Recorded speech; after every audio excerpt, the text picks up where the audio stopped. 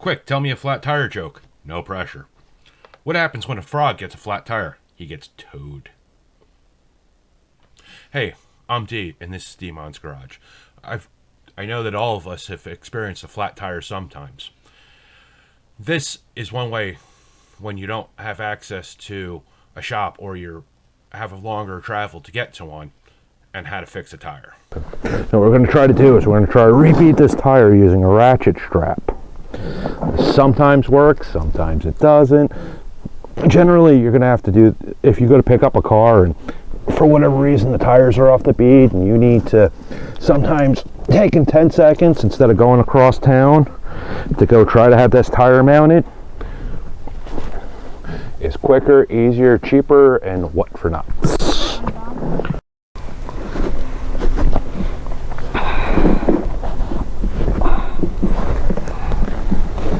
So you need to make sure that the strap is touching the treads of the tire? Yeah, you want to cut it in the center because what you're going to do is you're basically bending the tire, pulling in the center to try to push the beads out, the bead here, up against. So when you squeeze the center, it's going to push the tire like that because that's actually what kind of seals, that's actually what seals the tire.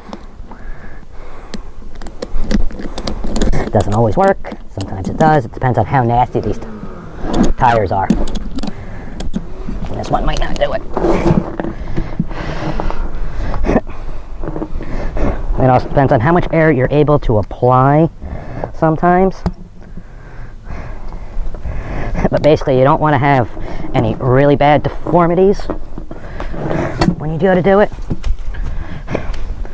Because if you have any really bad deformities, it'll cause a spot somewhere else on the tire to be out of shape, and then you'll never get a good seal.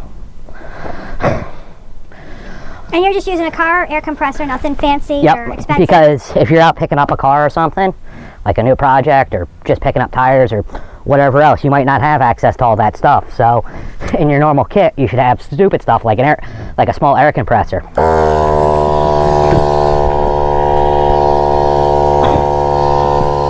you're applying pressure now in spots just to try to get the seal? Yep. Trying to pull the tire up onto it so it'll actually hold a little bit of air.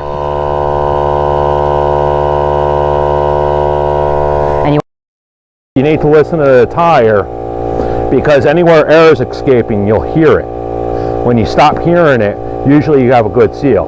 You might have to hold it for a bit because a little 12-volt air compressor like that is not going to have a lot of air. It's not going to displace a lot of air.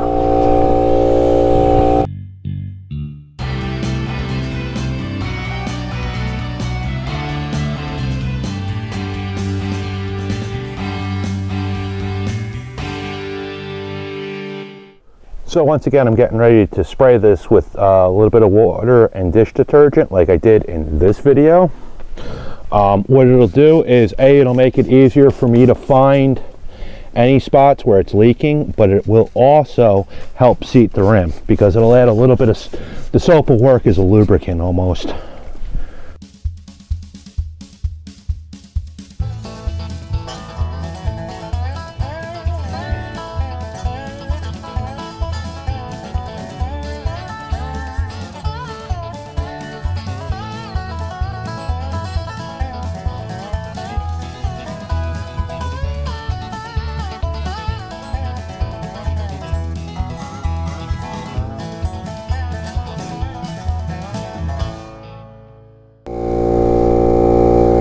So because it's getting close to being ready to pop, you're going to take the strap off? Yeah, you got to be real careful when you do this, not just because now that strap's under pressure, but sometimes you lose air pressure, and if it doesn't actually pop first, you'll lose the bead.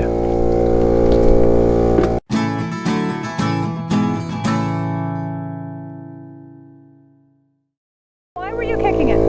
Trying to get it to take the bead faster, because when you kick it, it causes the air pressure to jump up a little faster, which will sometimes cause the beads to jump.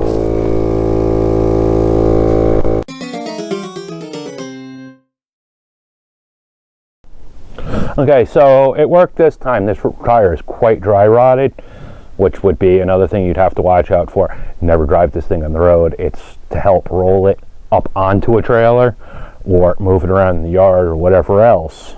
It's might only hold air for 10-15 minutes. You might have to keep inflating it. As long as you don't pop it off the bead again,